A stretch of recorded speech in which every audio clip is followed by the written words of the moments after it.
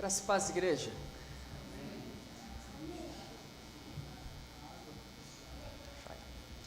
Muito feliz de estar com os irmãos nessa noite para prestarmos culto ao nosso Deus, para aprendermos mais da Tua Palavra, para cumprir aquilo que a Sua Palavra nos ordena e santificar esse dia em adoração e em comunhão com os irmãos. Muito feliz de receber esse convite do nosso irmão Célio. É pela segunda vez que eu estou aqui na congregação do Grajaú. A primeira vez que eu estive foi num evangelismo, que tivemos aqui, pela responsabilidade do nosso seminário, e agora a convite do nosso irmão. Que o Senhor continue falando ao nosso coração, assim como Ele já tem ministrado desde o início da sua liturgia. Para isso, meus irmãos, peço que abram a palavra do Senhor no escrito de Oséias, capítulo 1, Oséias, capítulo 1, realizarei a leitura dos versículos 2 ao 9, Oséias, capítulo 1, do versículo 2 ao versículo 9, assim diz a palavra do nosso Deus: Quando pela primeira vez falou o Senhor por intermédio de Oséias, então o Senhor lhe disse: Vai, toma uma mulher de prostituições e terás filhos de prostituição, porque a terra se prostituiu, desviando-se do Senhor. Foi-se, pois, e tomou a Gomer, filha de Diblaim, e ela concebeu e lhe deu um filho. Disse o Senhor: Põe-lhe o nome de Jezreel, porque daqui a pouco castigarei pelo sangue de Jezreel a casa de Jeú, e farei cessar o reino da casa de Israel. Naquele dia quebrarei o arco de Israel no vale de Jezreel. Tornou ela a conceber e deu à luz uma filha. Disse o Senhor a Oséias: Põe-lhe o nome de desfavorecida, porque eu não mais tornarei a favorecer a casa de Israel para lhe perdoar. Porém, da casa de Judá me compadecerei e o salvarei pelo Senhor, seu Deus, pois não o salvarei pelo arco, nem pela espada, nem pela guerra, nem pelos cavalos, nem pelos cavaleiros. Depois de haver desmamado a desfavorecida, concebeu e deu à luz um filho. Disse o Senhor a Oséias: Põe-lhe o nome de não meu povo, porque vós não sois meu povo, nem eu serei vosso Deus. Tenhamos um instante de oração, pedindo a instrução do Espírito do nosso Senhor. Santíssimo Deus, eterno Pai, mais uma vez, ó Senhor, a Tua igreja se coloca diante de Ti, após reconhecer a Tua grandeza, adorando o Teu nome, reconhecendo a nossa pequenez, as nossas falhas, confessando diante do Senhor o nosso pecado e crendo no sangue do Senhor Jesus Cristo, o perdão deles. E neste instante, ó Deus, queremos ouvir ainda mais da instrução da palavra do Senhor. O porquê devemos levar o Senhor a sério, para que não sejamos tratados como rebeldes, para que não sejamos tratados como traidores, e para que não percamos o favor do Senhor. Por isso, ó Deus, instrua-nos, ensina-nos a viver e a caminhar neste mundo, conforme a Tua palavra, confiados e descansados, honrando o pacto da aliança que o Senhor tem conosco, por meio do Seu Filho Jesus Cristo. É confiados nisso então, ó Senhor, que nós oramos, no nome santo do Teu Filho amado, Jesus Cristo. Amém. Queridos irmãos, o tema do sermão nesta noite é: por que devemos levar Deus a sério? Queridos irmãos, no ano de 2001, a empresa norte-americana Enron era considerada uma das maiores e mais sólidas empresas do mundo. Durante anos, investidores confiaram nela, funcionários aplicaram suas economias, o mercado acreditava na estabilidade daquela organização, tudo parecia muito seguro, muito promissor, muito próspero. Mas por detrás da aparência de sucesso havia uma manipulação contábil. decisões irresponsáveis e um desprezo silencioso pelas regras que sustentava aquela própria empresa. E durante um tempo nada aconteceu. Os relatórios eram positivos, a empresa demonstrava lucros, a reputação daquela empresa era impecável. Até que, de repente, tudo veio à tona. Em poucas semanas, a empresa que parecia ser inabalável entrou em colapso.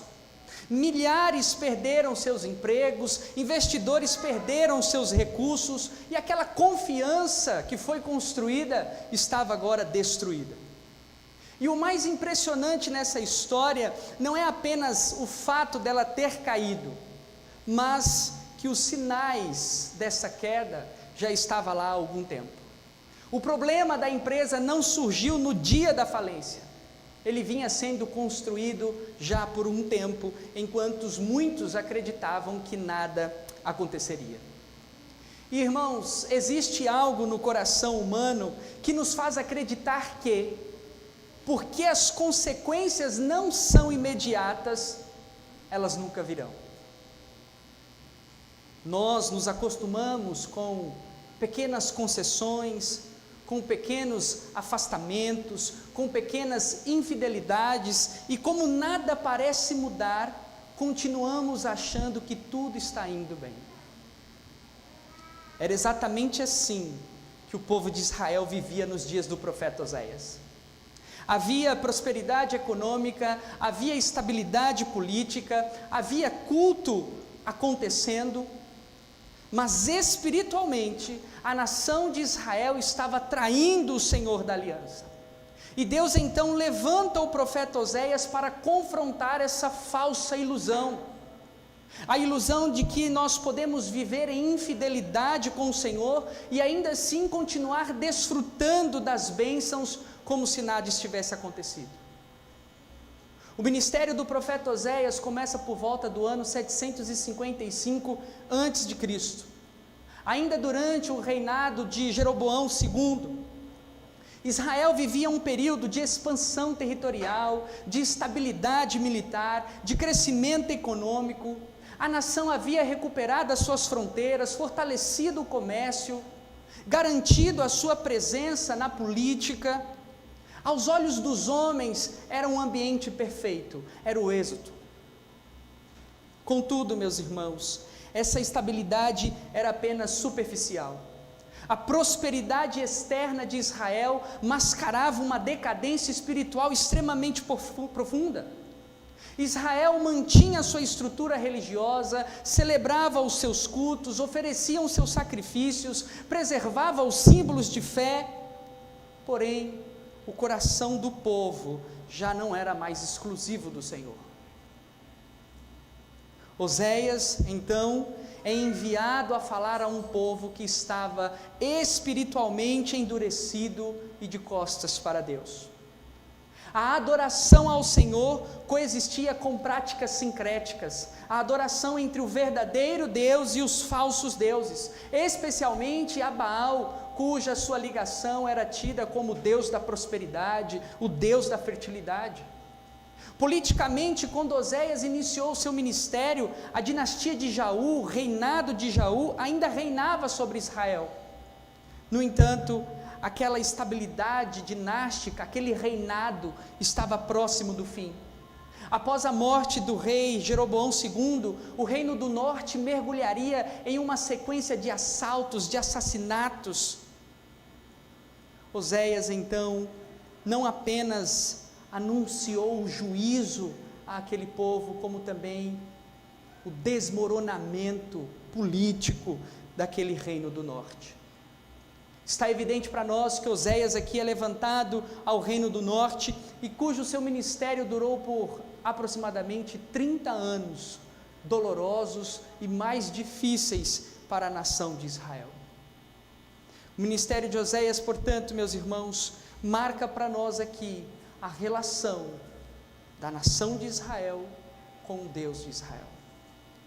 E perceba que esse contexto é essencial, meus irmãos, para compreendermos o peso dessa mensagem. Oséias não fala a um povo desesperado. Oséias fala a um povo que vive confortavelmente. Oséias não denuncia uma nação derrotada, mas uma nação que acreditava estar segura. Além disso, Oséias não foi uma voz isolada ao reino do norte. Antes dele, o Senhor enviara Amós, vindo de Judá para confrontar o reino do norte, denunciando as corrupções, as injustiças.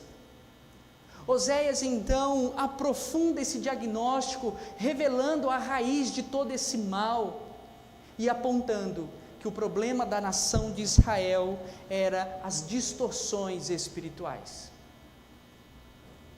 A crise política era uma consequência da crise relacional do povo de Deus com o Senhor da aliança.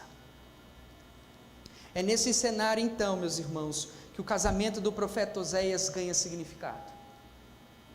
O relacionamento entre Deus e Israel não era um relacionamento recente, não era um relacionamento superficial. Ele já havia sido estabelecido pela graça redentora do Senhor na história. Tal relação havia sido inaugurada pela graça de Deus num passado diante de Israel. Essa graça se manifestou no deserto, essa graça se manifestou no Êxodo, essa graça se manifestou na instalação da terra prometida. Portanto, a infidelidade de Israel não era apenas religiosa, era relacional. O povo que experimentara a libertação, o cuidado e a provisão do Senhor, agora trata essa aliança como se não fosse nada, com leveza, com descuido. Oséias não está tratando de uma falha isolada, mas de uma ruptura do compromisso que marca o povo de Israel. Assim, nós somos conduzidos a uma percepção inevitável. Primeiro, Israel conhecia o Senhor, Israel conhecia a história da graça do Senhor, Israel desfrutava da prosperidade, da estabilidade, mas não estava levando a aliança do Senhor com compromisso. Não tinha serenidade com o Senhor. E é exatamente nesse ponto que o texto começa a nos conduzir à primeira e grande verdade que precisa ser proclamada. Por que devemos levar Deus a sério? E a primeira verdade, meus irmãos, é porque Deus vê o pecado como traição. Note, meus irmãos, que Deus primeiro fala a Oséias e já estabelece a ele uma ordem. Acompanhem a leitura no versículo 2. Quando pela primeira vez falou o Senhor por intermédio de Oséias, ou seja, o Senhor vai usar Oséias como instrumento de comunicação à nação, àquele povo. E então o Senhor lhe disse: porém, quando Deus toma por sua iniciativa de falar pela primeira vez, Deus não está dando uma mensagem a Israel inicialmente, o que difere dos outros profetas. A fala de Deus é exclusiva a Oséias e é uma ordem inicialmente a ele. E Deus diz: vai, toma uma mulher de prostituições. Ou seja, Oséias deve ir em busca de uma mulher adúltera e se casar com ela, e terá filhos de prostituição, mostrando que o sofrimento de Oséias não é momentâneo, mas um sofrimento contínuo. E isso não se trata da parte da escolha do profeta Oséias, mas do cumprimento de uma ordem da parte de Deus, para se casar com uma mulher adúltera e ter filhos com ela. Inicialmente, meus irmãos, podemos estranhar essa postura de Deus pelo fato do próprio Deus proibir esse tipo de conduta, como o adultério. Mas nesse instante o Senhor está dramatizando o que a nação de Israel fez. O motivo é porque a terra se prostituiu, desviando-se do Senhor. Isso, meus irmãos, significa que a idolatria não era apenas um secretismo religioso, como eu já disse, a mistura entre o verdadeiro Deus e os falsos deuses, mas era um adultério espiritual contra o Deus que os havia libertado. Ou seja, Deus está mostrando que Israel não estava pecando por ignorância, mas dentro de um relacionamento já estabelecido, e é justamente isso que acontece com o casamento do profeta Oséias. Oséias então obedece, cumpre a ordem do Senhor, como diz o versículo 3, foi-se, pois, e tomou a Gomer, filha de Diblaim. Então note, o que Deus ordenou agora é cumprido, é executado. Oséias toma a Gomer, casa-se com ela, e nós temos então o primeiro fruto, o primeiro filho dessa relação. Porém, meus irmãos, o texto não traz mais informações sobre Gomer, e o que nos leva a concluir que Gomer já era uma mulher adúltera, já vivia esse tipo de situação, o que nos permite dizer que Deus estava tornando de fato visível a condição espiritual de Israel. Israel já vinha há um tempo vivendo um adultério. A nação de Israel estava vivendo uma vida adúltera diante do Senhor. E por isso, no versículo 4, quando o Senhor fala pela segunda vez, ele diz: disse-lhe o Senhor, põe-lhe o nome de Jezreel. Note que é o próprio Deus quem dá a ordem de colocar o nome no primeiro filho. É Ele quem escolhe. E o porquê? Deus explica o motivo desse nome. Porque daqui a pouco castigarei pelo sangue de Jezreel a casa de Jeú, e farei cessar o reino da casa de Israel. Queridos irmãos, após a morte do rei Salomão, o reino se dividiu em dois. O reino do sul permaneceu com a casa de Davi, e o reino do norte passou a ser governado por Jeroboão I. E assim continuou uma prática de idolatria. Anos depois, por conta dessa prática idólatra, Deus levanta Jeú como instrumento de juízo contra a casa de Acabe.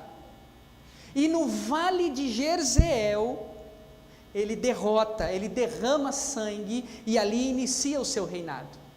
Mas Jeú, ao invés de mudar a prática, além de exterminar com a casa de Acabe, continua com as mesmas práticas pagãs e idólatras.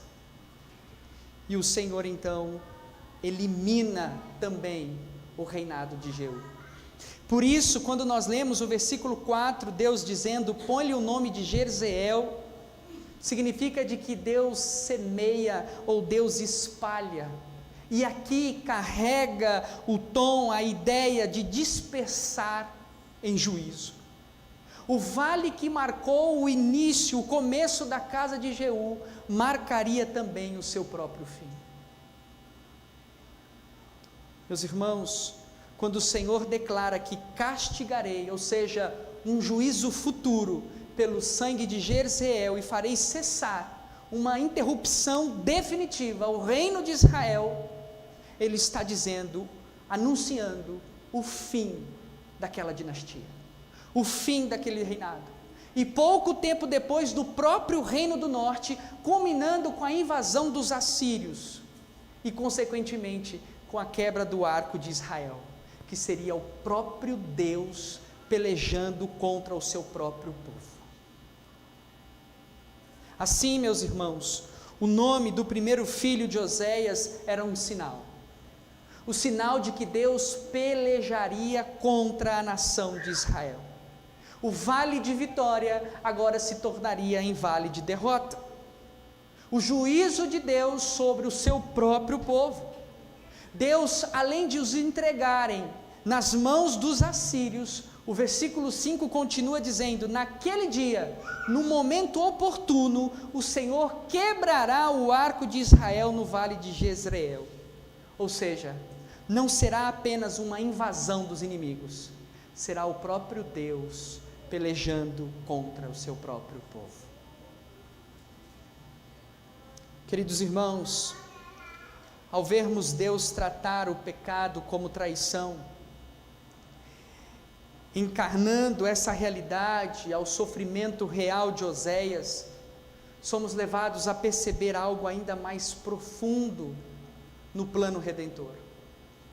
Se Oséias foi chamado a amar uma mulher infiel, a carregar em sua própria vida o peso da traição do povo, isso nos aponta para um amor ainda maior que seria plenamente revelado na pessoa de Cristo Jesus.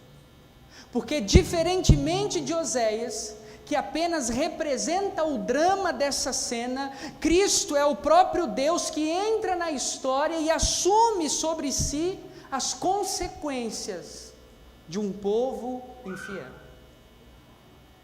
Assim como Israel não pecou por ignorância, mas dentro de um relacionamento, dentro da aliança, nós também quebramos a aliança com Deus. E assim, meus irmãos, o Senhor não rompe definitivamente, mas vai preparando o caminho para a redenção. Quando nós olhamos para o juízo em Jezreel, nos mostra que o pecado aqui não é tratado com leveza, não é tratado de qualquer forma, mas o mesmo Deus que semeia juízo é aquele que também semeará a sua graça. O vale de Jezreel, que simboliza a derrota provocada pelo pecado, proclama, antecipa a necessidade de um redentor que enfrentaria o juízo em nosso lugar. Portanto, meus irmãos, desde o primeiro ponto, somos conduzidos a olhar para Cristo como aquele que assume a traição do seu povo, não apenas para denunciá-la, mas para, no devido tempo, carregar sobre si o juízo que ela merecia. Queridos irmãos, o pecado não é apenas uma falha moral, mas uma traição contra o Deus que nos chamou para uma aliança de amor. Jeremias capítulo 3, no versículo 20, nos lembra: como a mulher é infiel ao seu companheiro, assim fostes infiéis comigo, ó casa de Israel. Cada vez que buscamos os outros deuses, sejam riquezas, prazeres, poder, estamos rompendo a fidelidade com aquele que nos amou primeiro em Cristo Jesus. O profeta Oséias dramatizou o amor de Deus por uma esposa infiel, mas em Cristo esse amor se cumpre plenamente. Sendo assim, meus irmãos, por que devemos levar Deus a sério? Veja, porque Deus não apenas trata o pecado como traição, mas como um comportamento rebelde. E a segunda verdade que encontramos no texto sobre o porquê devemos levar Deus a sério, é porque Deus disciplina a rebeldia. Olha como diz o versículo 6: tornou ela a conceber e deu à luz uma filha. Disse o Senhor a Oséias: põe-lhe o nome de desfavorecida, porque eu não mais tornarei a favorecer a casa de Israel para lhe perdoar. Queridos irmãos, quando Gomer dá à luz ao segundo filho, não fica evidente a nós se Oséias é ou não o pai dessa menina, mas como já dito, o foco não está na relação desse casamento, mas na encenação. E meus irmãos, essa era a ocasião que Deus tinha para trazer a sua mensagem aos filhos de Israel.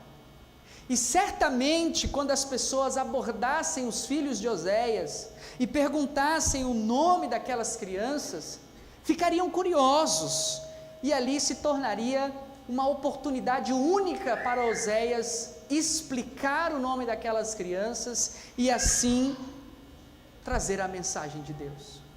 E veja que o nome da segunda filha que o Senhor ordena a Oséias é desfavorecida, ou não amada, não agraciada.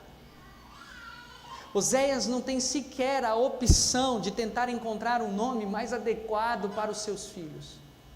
É o Senhor quem está ordenando, e o Senhor ordena esses nomes a fim de demonstrar ao povo de Israel o seu pecado, a sua idolatria, a sua corrupção. Literalmente, essa segunda filha de Oséias não recebeu nenhuma compaixão.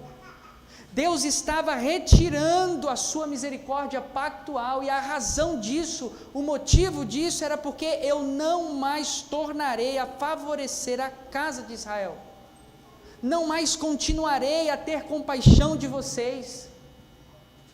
Deus está dizendo que não continuaria mais exercer misericórdia de forma ativa sobre aquele povo, por causa da sua idolatria, por causa do seu pecado, por causa da falsa adoração.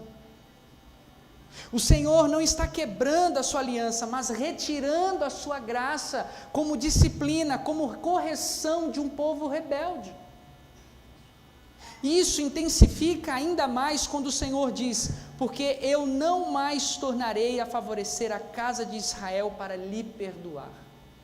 O Senhor está dizendo que não mais removeria o pecado deles, no sentido de que agora eles viveriam, eles carregariam o peso dos seus próprios atos, dos seus próprios pecados. Entretanto, em contraste com o sul, no versículo 7, o Senhor diz: porém, da casa de Judá me compadecerei, e os salvarei pelo Senhor seu Deus, pois não o salvarei pelo arco, nem pela espada, nem pela guerra, nem pelos cavalos e nem pelos cavaleiros. Irmãos, num futuro próximo, Judá também enfrentaria as agressões dos assírios, mas com uma grande diferença: eles seriam libertos, guardados, protegidos por uma ação direta do Senhor. Ele seria o meio primário dessa ação divina, e a maior certeza disso é que ele exclui os meios humanos, dizendo: pois não os salvarei pelo arco, nem pela espada, nem pela guerra, nem pelos cavalos e nem pelos cavaleiros. Enfaticamente o Senhor está excluindo os meios humanos, e a razão pelo fato dele fazer isso é que os do norte depositavam a sua fé, a sua esperança em seus cavalos, em sua estrutura política, em seu dinheiro, em seus falsos deuses. Judá desfrutaria da salvação não por fazer uso melhor das forças militares ou das questões políticas, que não foi o caso do Reino do Norte, mas pela intervenção divina do próprio Deus. Assim, a comparação do profeta instiga os seus irmãos a olharem para o do sul e retornarem ao Senhor, conclamando como verdadeiro Deus.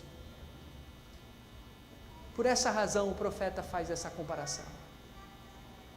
Por que devemos então, meus irmãos, levar Deus a sério? Porque Deus disciplina a rebeldia. E por que Deus disciplina? Veja, o pecado de Israel não era apenas uma idolatria religiosa, era uma fé, uma confiança fora do verdadeiro Deus. Ambos os reinos, no decorrer da história, vão demonstrar uma deficiência na confiança com o rei da aliança. E era mais fácil, certamente, confiar em seus exércitos, em seus cavalos, em suas estratégias, mas Deus declara: não os salvarei pelo arco, nem pela espada. A disciplina veio, meus irmãos, porque esse povo confiou na sua força, na força do seu exército, do que no Deus da aliança. Judá só preservou quando percebeu estar cercado pelo rei Senaqueribe, e viu que não teria condições de lutar contra aquele exército. É quando eles então correm ao Senhor e buscam apoio no Senhor, e o Senhor peleja pelo seu povo. Queridos irmãos, quando o Senhor dá à filha de Oséias o nome de desfavorecida, Ele está ensinando que a disciplina é real, de que a disciplina é dolorosa, porque o pecado tem suas consequências. No entanto, ao contrastar Israel com Judá, o Senhor deixa claro que a salvação não vem pelo arco, não vem pela espada, não vem pela força, mas exclusivamente por meio de uma obra soberana, uma ação soberana do Senhor. E esse contraste, meus irmãos, aponta para Cristo, porque nele Deus salva o seu povo, não por meio de forças do homem, não por meio dos sacrifícios dos homens, mas por meio da obediência e da morte de Cristo Jesus. Cristo é aquele que assume sobre si a retirada do favor, o peso do juízo, para que o seu povo volte novamente a ser alvo, a ser objeto da graça de Deus. Assim, meus irmãos, a disciplina revela a nossa incapacidade em preparar o caminho para o Redentor, que vence não com armas, mas pela cruz, mostrando que a salvação sempre foi uma obra exclusiva de Deus. Queridos irmãos, a primeira verdade que vimos é que Deus vê o pecado como traição. Israel não estava apenas errando, estava rompendo a sua aliança, vivendo um adultério espiritual contra o Deus que os havia libertado. Depois, em segunda verdade que nós vimos, é que Deus disciplina essa rebeldia, esse comportamento rebelde do povo. E Ele não apenas denuncia o pecado, como age contra o pecado, podendo retirar a sua misericórdia, podendo permitir com que o povo experimente o peso dos seus próprios pecados, mostrando a nós que não é o arco nem a espada que sustenta uma nação, mas a fidelidade do Senhor. E então, por que devemos levar Deus a sério? A terceira verdade é porque Deus pode retirar o seu favor de nós. Olha como diz o versículo 8: depois de haver desmamado a desfavorecida, concebeu e deu à luz um filho. Seguindo a lógica, meus irmãos, Gomer, ao desmamar a desfavorecida, indica uma passagem de tempo, que provavelmente levou aí cerca de 2 ou 3 anos, depois que essa criança nasceu. E junto a isso, não é possível novamente dizer se Oséias era ou não o pai dessa criança. Mas Oséias resolve agir como um pai, ao obedecer ao Senhor e ao dar o nome ao terceiro filho, cumprindo aqui um sinal profético de Deus. Oséias, de forma paciente, era a demonstração do exemplo vivo de Deus para com o seu povo, demonstrando a sua longanimidade. Isso fica mais evidente conforme os filhos vão nascendo e as sentenças vão sendo apresentadas. Deus não é um juiz impulsivo. Perceba e note que há uma progressão para que uma atitude mais dura seja tomada. Primeiro, Deus estabelece um juízo sobre uma família real com Jezreel. Depois, com o segundo filho, Ele retira a sua misericórdia. E agora, no versículo 9, o Senhor retira o seu favor. Ele rompe o seu relacionamento com o povo, dizendo: disse o Senhor a Oséias: põe-lhe o nome de não meu povo, porque vós não sois meu povo, nem eu serei o vosso Deus. Queridos irmãos, não meu povo é Deus afirmando que não é mais uma mera disciplina, mas sim uma suspensão do pacto com aquele povo. A ordem, a ordenar que colocasse o nome no terceiro filho, Deus mostra que a sua relação com Israel está quebrada. Está quebrada. O povo, nesse momento, perdeu o favor da graça do Senhor, perdeu o favor da graça da aliança de Deus. E perceba que Deus está declarando que Israel, naquele momento, não desfruta mais da identidade pactual. É um testemunho profético da percepção do Senhor que o seu relacionamento está quebrado.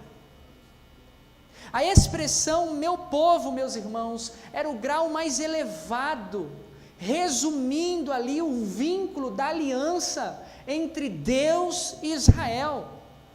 Era uma posição privilegiada entre Israel e Deus, e essa relação é tirada daqueles homens. Aqueles homens não mais desfrutam desse relacionamento com Deus, e é por isso que devemos levar Deus a sério. A maior derrota do homem, meus irmãos, é quando perde o privilégio visível da aliança da graça do Senhor. Perceba que quando Deus fala pela primeira vez com um povo, o Senhor diz: porque vós não sois meu povo, nem eu serei o vosso Deus.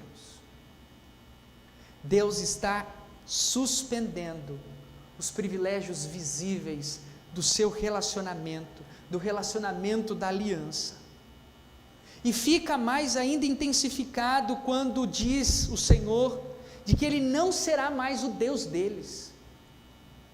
De forma literal, remetendo a Êxodo capítulo 3, versículo 14, Oséias usa o nome de Deus para dizer àquele povo: eu não sou mais o eu sou para vocês. Aquele povo não pode mais esperar na provisão do Senhor. Portanto, meus irmãos, esses filhos representam um estágio da retirada do favor de Deus por causa da idolatria, por causa da rebeldia e por causa do pecado daquele povo. O povo de Israel havia desprezado a posição privilegiada que tinham diante do Senhor. Eles pecaram repetidas vezes, se recusaram a responder às súplicas do Senhor, o que levou a esse estágio de revogação dos privilégios da bênção do Senhor. Irmãos, o terceiro filho de Oséias nos mostra o estágio mais duro e mais severo do juízo: a retirada do favor de Deus. Um povo que antes era chamado meu povo, agora é chamado de não meu povo. Isso nos lembra que nós não podemos brincar com a graça de Deus.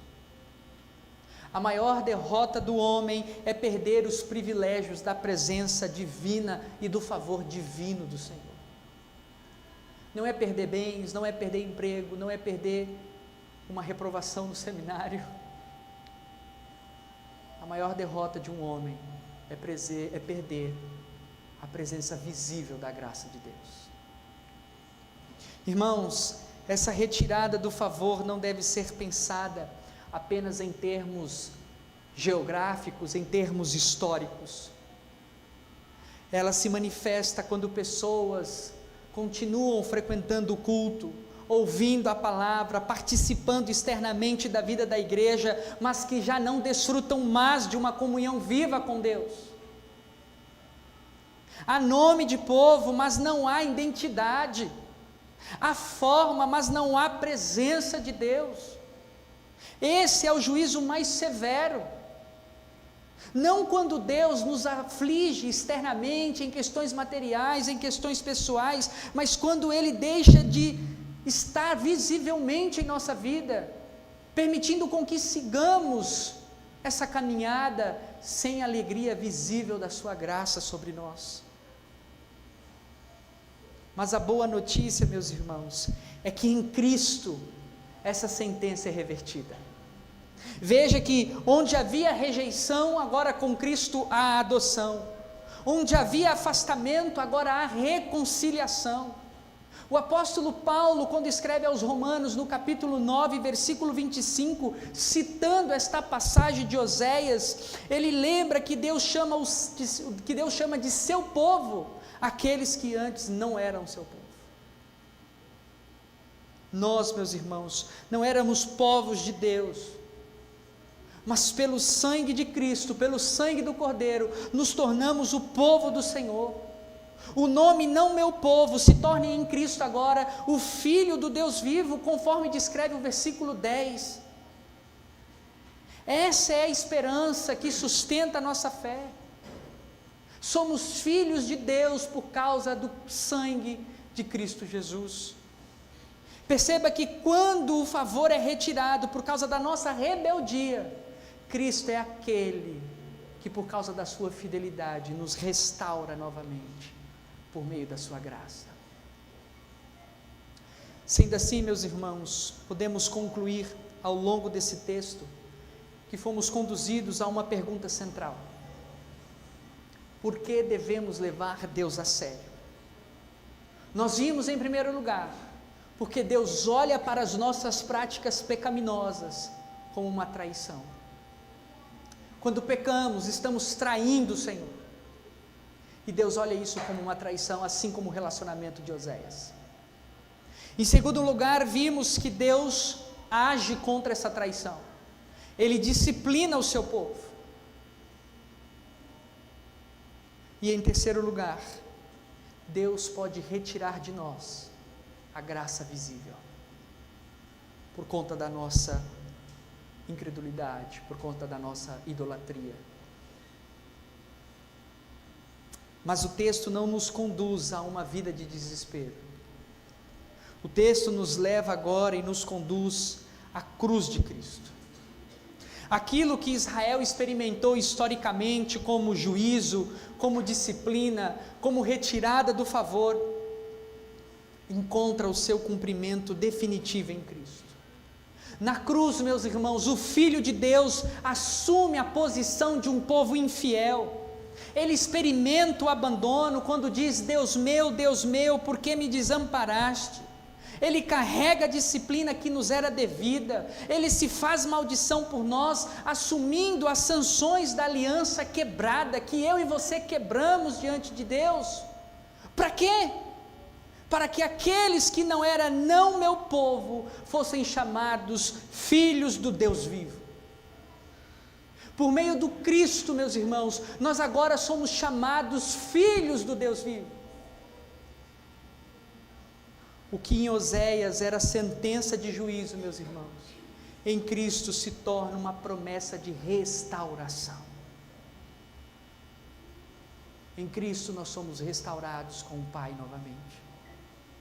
Assim, meus irmãos, devemos levar Deus a sério porque Ele é santo, porque Ele disciplina, porque Ele pode retirar o seu favor de nós, mas também porque em Cristo Ele restaurou o seu favor que nós jamais poderíamos recuperar por nós mesmos.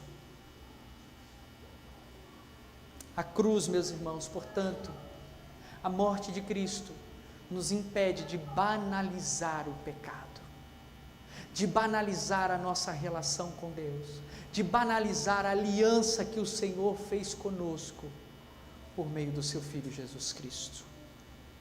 No final de tudo, meus irmãos, a segurança da aliança não repousa na nossa fidelidade imperfeita, mas na fidelidade perfeita de Cristo. Ele é fiel. E é por isso que devemos levar Deus a sério, não por medo, mas por reverência santa. Sabemos que fomos comprados por um alto preço, e que em Cristo, meus irmãos, a promessa permanece fiel. Eu serei o seu Deus, e eles serão o meu povo. Amém. Oremos.